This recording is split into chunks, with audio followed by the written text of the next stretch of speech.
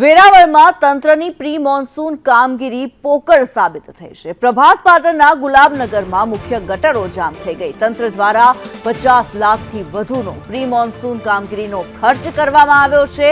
ખર્ચ બતાવવામાં આવ્યો છે। પાલિકાની કામગીરી કાગળ પર ચાલતી હોવાના પુરાવા દેખાઈ રહ્યા છે।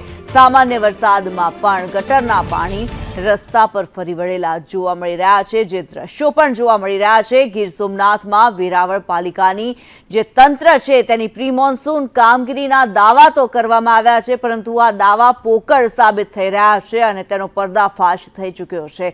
પ્રભાસ પાટણના ગુલાબનગર, શાંતિનગર સહિતના 5 જેટલી સોસાયટીના વિસ્તારોની મુખ્ય ગટર જામ જોવા મળી છે। પાલિકા તંત્ર દ્વારા 50 લાખથી વધુનો પ્રી મોન્સૂનની કામગીરી પાછળ ખર્ચ માત્ર કાગળ પર હોય તેવું લાગી રહ્યું છે।